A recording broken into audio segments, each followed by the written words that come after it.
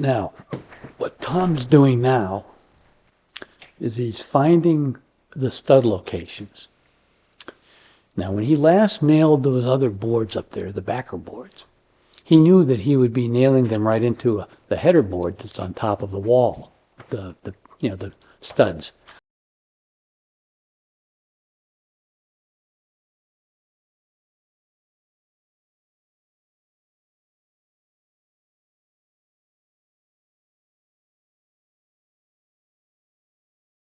But when he goes to nail the molding in, there's no header boards. So now he's got to, and that's what he's doing up there right now, is he's putting little blue pieces of tape where the studs are living, so that when he puts that molding up there by hand, he'll know exactly where the studs are, because that's what he's going to nail into.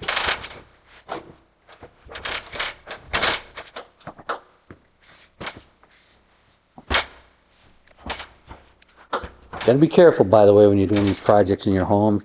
If you have the equipment Tom has, which you should, I think, you're going to have to be careful moving things around. You're going to have to be patient and deliberate so you don't hurt yourself or fall off a ladder or something else. Tom, do they make electric nail guns that don't need air pressure? Yes, I have one. I was going to use it, except I don't have nails for it. But it's sufficiently powerful? It's powerful. You pretty much need ear protection. It's a fuel-based. Fuel-based? Fuel-based, yeah. It uses a little cartridge of fuel. Oh, it's not electric then? It's not electric. Oh, okay. I mean, I don't know of any battery-operated nail guns. Maybe they make them, but... Yeah, it would need some kind of a powerful solenoid, a spring-loaded solenoid, and then, yeah, maybe that's... It needs sufficient power. Yeah. I mean, it might work for some small things, but I don't know if it would work for everything.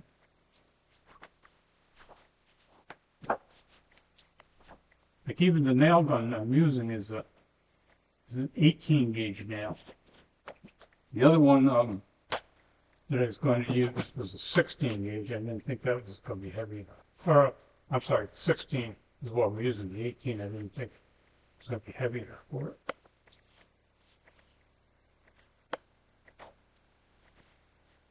All the lights are on. Put the tape in the middle.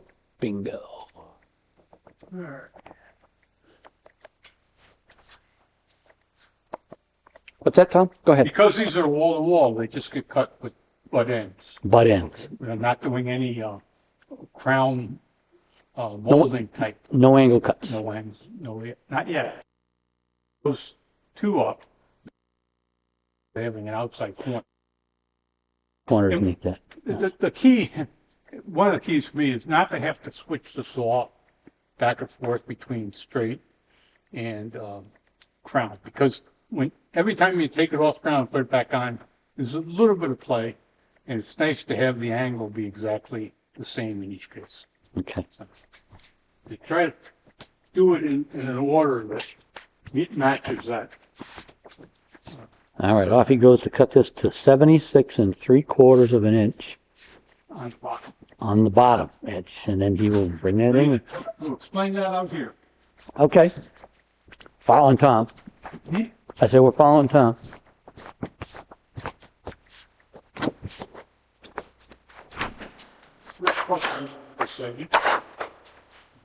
What ends?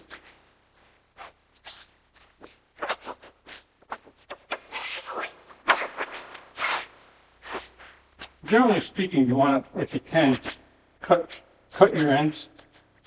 This one's off. I can tell it's longer here than it is there. Oh, okay, just by sight, So, yeah. Yeah, and that would be okay in this case because I'm going to cut it back anyway. But the point is that you want to make sure that what you're working with is something that you decide. In other words, The end. I'm going to square up the end.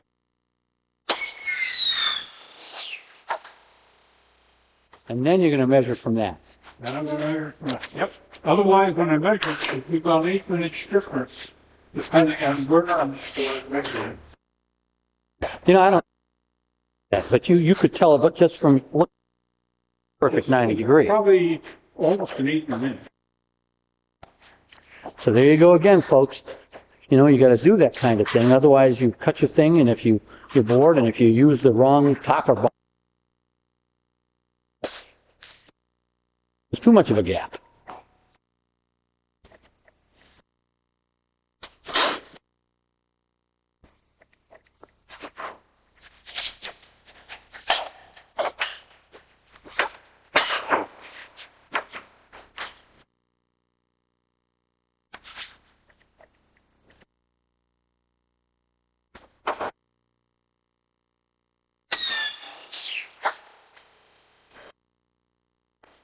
Yeah. All right, let's get the door here. Right, when this goes up, this is gonna touch the wall. This, the top is going to be behind the next piece of crown molding that goes up. Right, right. So what I could do is I cut off a small angle, maybe 5 degrees, the portion up here. The reason is because if the wall's not true, in the corners, I mean, if you look at corners, where sheetrock comes together, the mud takes them out of square. Gotcha. So rather than fighting with it when it gets up there, trim it a little bit ahead. So that's all right. So you're actually going to be, you're adjusting your table Adjusting here the table to a 5 degree. to a 5-degree angle. Key is to make sure before you cut the next piece, you put it back to 0. Okay? Perfect. Sounds simple, but. Yeah, yeah. Okay. So if the wall's off by a little bit, I don't care. Right, the wall. So now this is the bottom, right? This is the bottom. And you've just cut that little bit off the top, so Yeah, about halfway. about halfway, and it's going to get covered anyway. It's not covered anyway. Oh, tricks of the trade. Now he's going to go the other way 5 degrees because he's working on the other end of the board. And there you go. Change it immediately. Change it immediately back to 0. Okay. Perfect. So you know your bottom edge is 76 3/4. Yes. And now the top is probably 76 1/4 or something like that. Something like that. And you don't care I don't care. because it's going to get covered. I don't care. All right. And if the wall's unsquare, so be it. So be it. So be it. The thing to keep in mind, and I keep forgetting this because I've never done this, is that these moldings don't lay flat up against the wall. This is crown molding, and they come out at a 51-degree angle or something. 51 top, 39 bottom. Okay. And therefore, This particular mold. This Not pa- every molding's the same. aha, You have 45-degree moldings. Yeah. By the way, I buy all wood. They have them in styrofoam too. why would anybody do that? Well, it's a lot lighter. It's easier to work with. Did you want your nail gun? No, I want to make sure I fit. Oh, I thought I was. Now, see that? He's got that gap up there in each corner, which he just did deliberately. Darn it, Len. There you go. And he did that on purpose to make sure that wouldn't create an interference fit for him. Perfect. But the bottom edge looks good, right? Looks pretty good. Okay. Wow. You can tell with this one that nothing is square up there. Okay. So just to review, his bottom edge of the molding is the master edge. So what you've just seen him do is measure a board along that bottom edge, cut it to that length, but then go and trim the top 2 corners off just by 5 degrees on his saw, just so that there's no way they could come out here. He could bring that board out here and they would argue with him and say, no, I'm too tight up here. So once again, he's done everything from the bottom up and now created clearance for himself. I think he's getting ready to put that piece of molding up there. I don't know about the rest of you watching this, but I'm excited.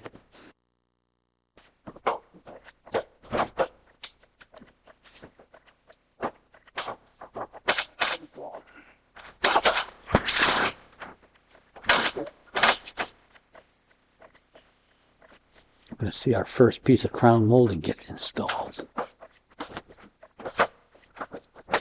Again, all the blue tape marks, that tells him where the studs are. He did that ahead of time. Well, if you remember back to when we put up the trim pieces around the fireplace, Yes. we had to measure down and figure out where it was going to come. And I think we picked 3 3/4, which was a good choice, as it turns out.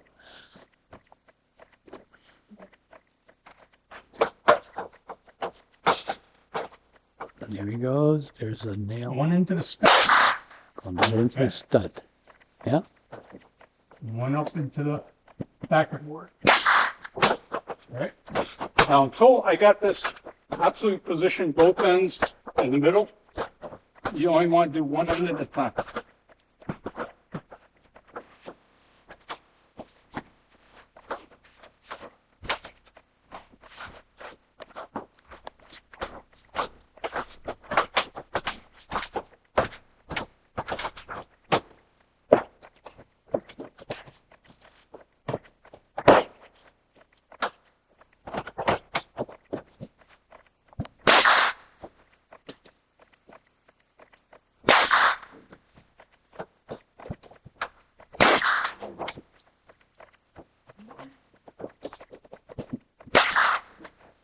So that last nail went into the backer board. Correct. Remember, the backer board is higher up, up against the wall. And that's Tom's trick here, is that he is nailing the upper part of the molding to the backer board that he pre-installed.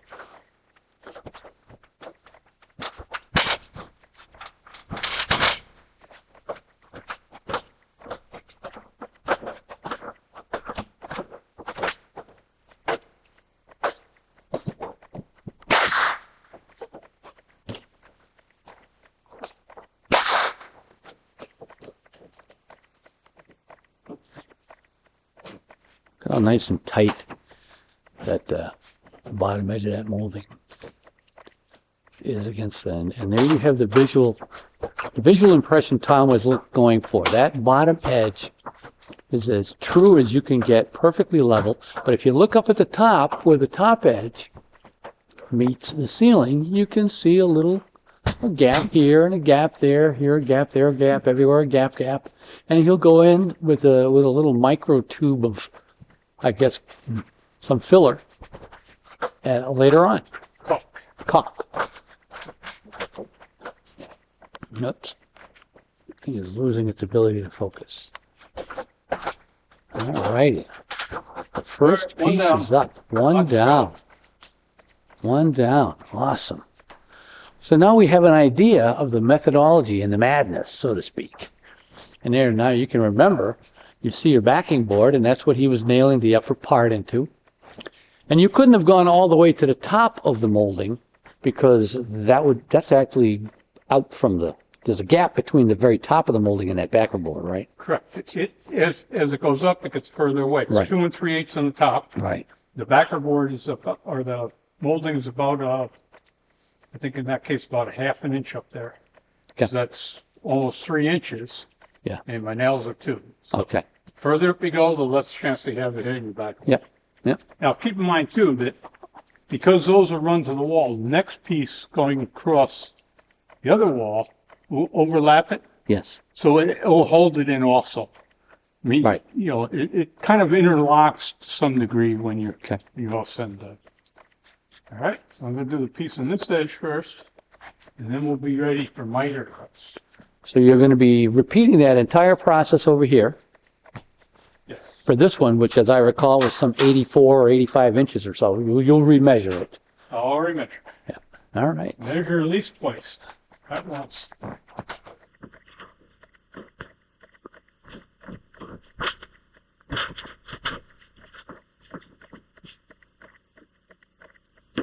So Tom is repeating the steps now on this side, where he's trying to find points along his backing board that he can use as references to measure the 2 3/4 inch drop from the ceiling, where he can then reference a line for the reference line for the base of his molding. And this time, it's more of a struggle for him to find those reference points than it was on the other side over here, where he was able to find a couple relatively quickly, and then they formed the line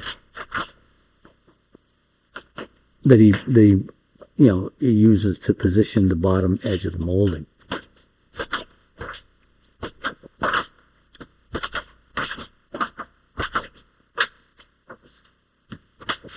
Did you find something there?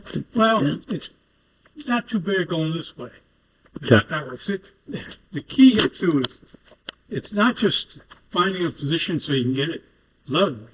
It's got to match up with the other boards around it. Yes. So you kind of, in the corner, basically, it needs to be 3 3/3, because that one's already going to be at 3 3/4. Okay. So you got to kind of match that up. You got to match the edges. The middle's not such a big deal.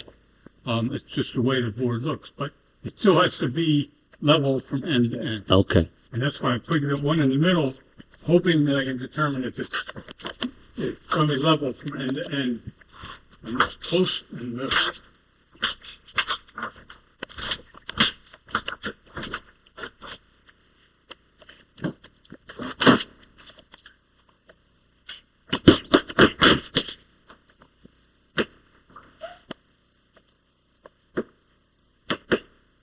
So if you hold that right up against the ceiling, it is not level. It's not level.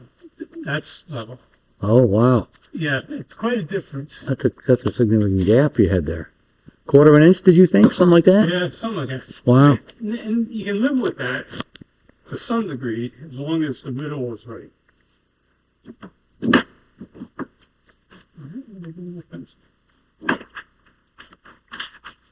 What's in my cabinet?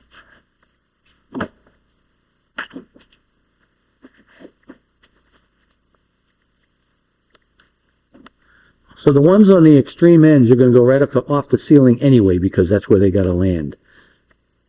No, all of them have to be the same, but they don't have to necessarily all be 3 3/4 up the ceiling. Okay. 3 3/4 up the ceiling here has to match there. So every intersection needs to be as close to matching as possible. But the ceilings aren't necessarily the same in both directions. Right. Same as the board coming across this way has to match up with that. The longer the board is, the easier it is to match, because you can match it and move it. So Okay. with short boards, it's very difficult to do that. Okay.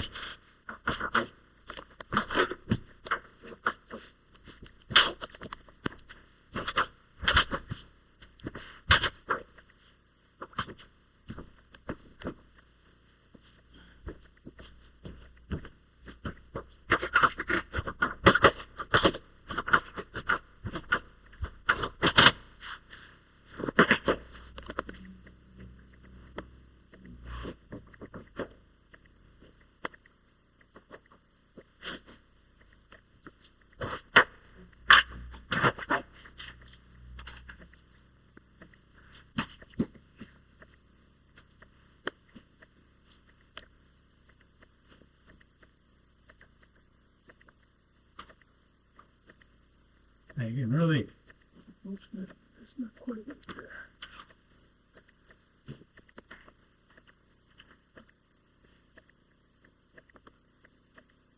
There's 3 measured spots. You can come over closer.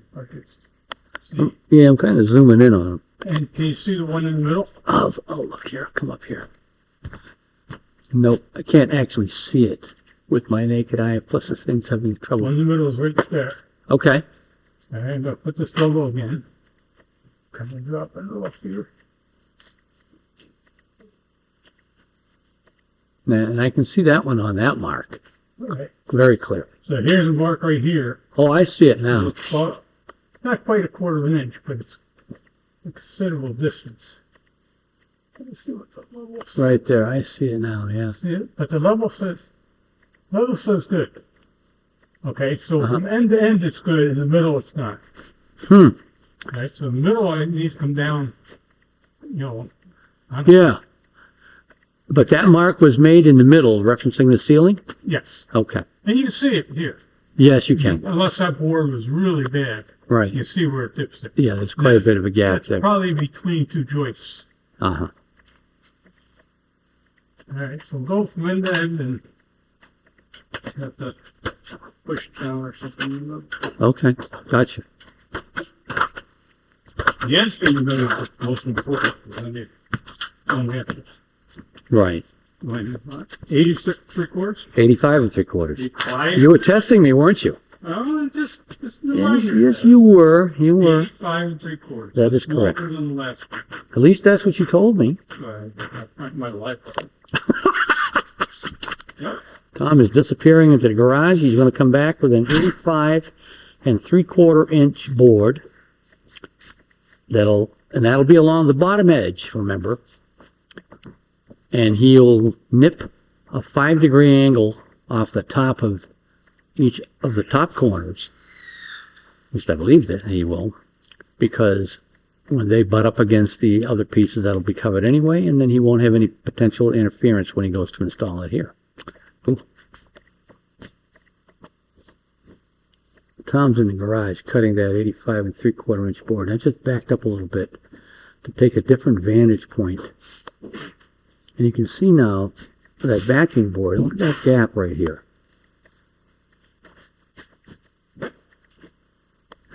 Technology camera can't focus. But yeah, you can see that gap up there.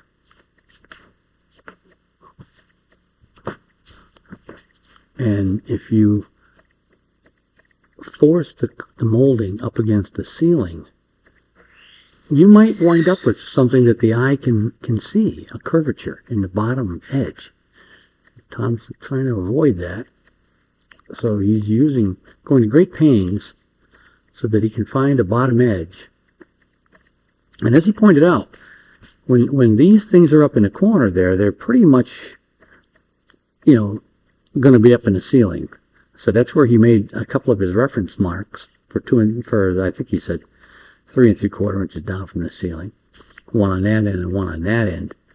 And then when he went and did the one in the middle, he found that it was off by 1/4 inch. So that's why when he gets done putting this molding up, we should see the same kind of a gap at the top of it that you're looking at here. And that's what the caulk will fill in eventually. Here comes Tom, the mighty hunter. He has hunted down an 85 and 3/4 inch length board. He found it in the garage, shot it with his saw. Now he's going to install it.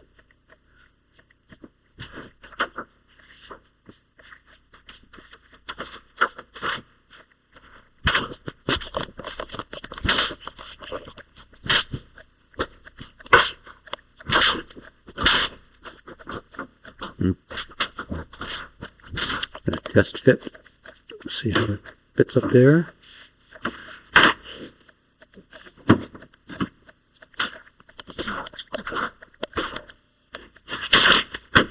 All right. Now that baby fits. Oh, it looks good. Looks good. Wow, look at all those gappages up there. Wow. Just like Tom was saying. House perfect to the naked eye, but when you start adding pieces to them like this, some of the, stick-built houses just can't be perfect. Never will be.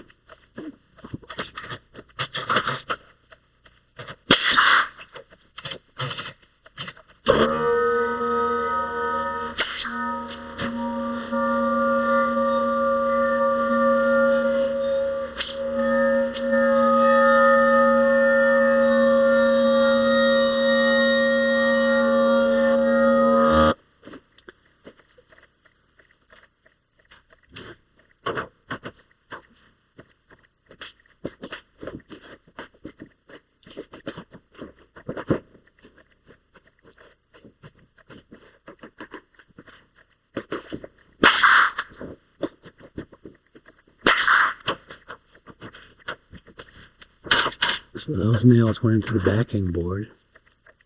All right. And the reason I did what I did is I only nail it to the backing board so that I have a little bit of flexibility in moving the board in the middle.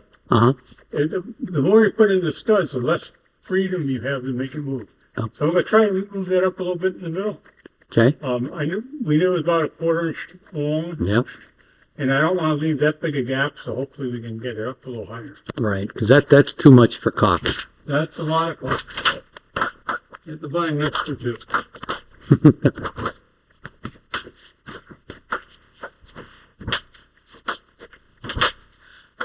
I mean, that's possibly one of the best representations of an unflat ceiling you could ever hope to use as proof that these houses are not perfect.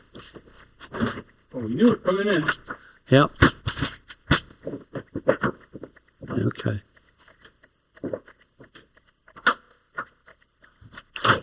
So he's influencing the position of the molding a little bit there with his left hand. And then he's going to come over and pound it down there. And that one he put right into the stud. And now he's going to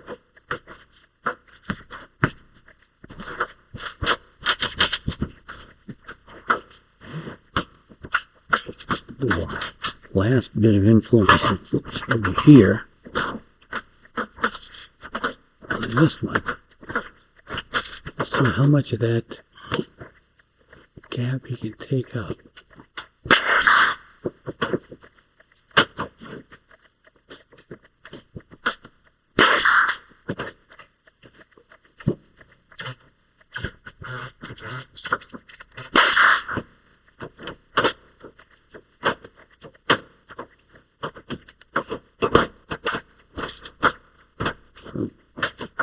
Getting up there now. Now, Now he's going into the back boards. And now you can see how, by applying a little bit of influence and then going into the backing board that he has behind it, he has managed to take up a lot of that gap. I mean, what was a huge gap is now just a small gap that the clock would be able to correct.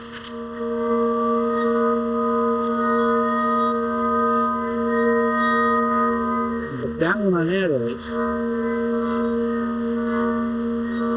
we're going to have another stud. Oops. We're going to have another stud over there.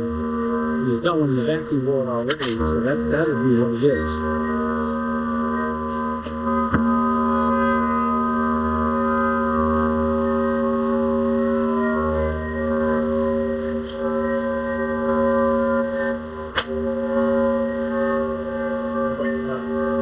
Okay.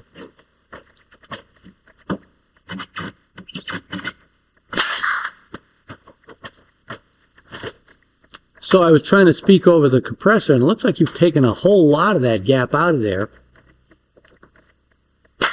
And that's because you can nail up against your backing board, I should say.